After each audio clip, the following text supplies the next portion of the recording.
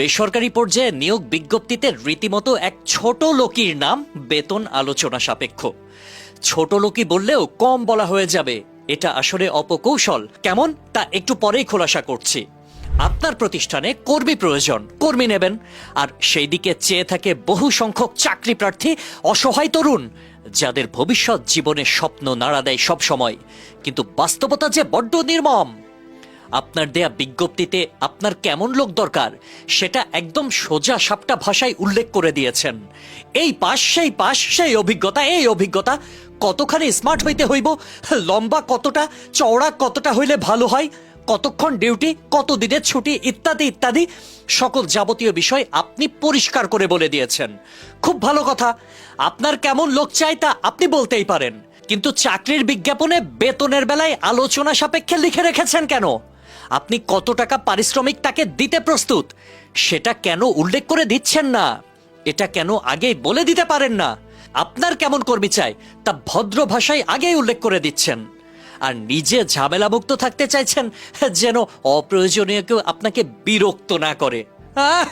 মামার বাড়ির আবদার। আপনার পদের বিপরীতে সব যোগ্যতা পূরণ করে একজন মেধাবী শিক্ষিত তরুণ তরুণী আবেদন করবে, অথচ আপনি বেতনটি উল্লেখ করবেন না। এটা কোন ধরনের নিয়ম ভাই?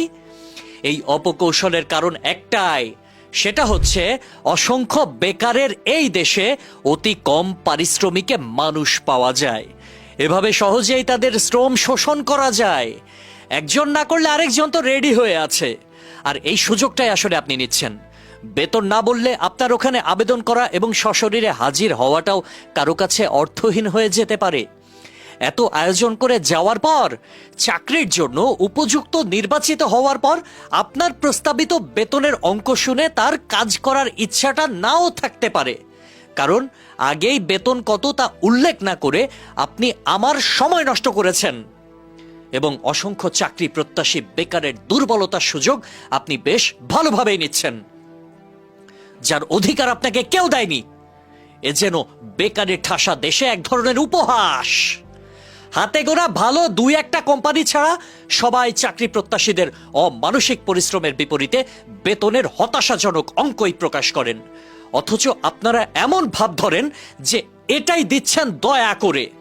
আপনি নিজেকে প্রশ্ন করুন তো, একজন চাকরিজীবীর জন্য বাস্তবে কি আপনার প্রতিষ্ঠানে কোনো নীতিমালা আছে? তাদের কর্মঘণ্টা কত, পরিশ্রম অনুযায়ী বেতন কত, অবসরের পর তাদের আর্থিক নিরাপত্তা কি?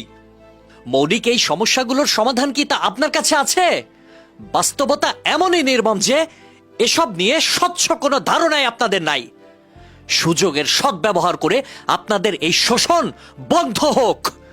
চাকরির বিজ্ঞপ্তিতে বেতন আলোচনা সাপেক্ষে এই লেখাটা বন্ধ হোক। বেতন যা দেবেন তা বিজ্ঞপ্তিতে পয় পয় করে উল্লেখ করেন।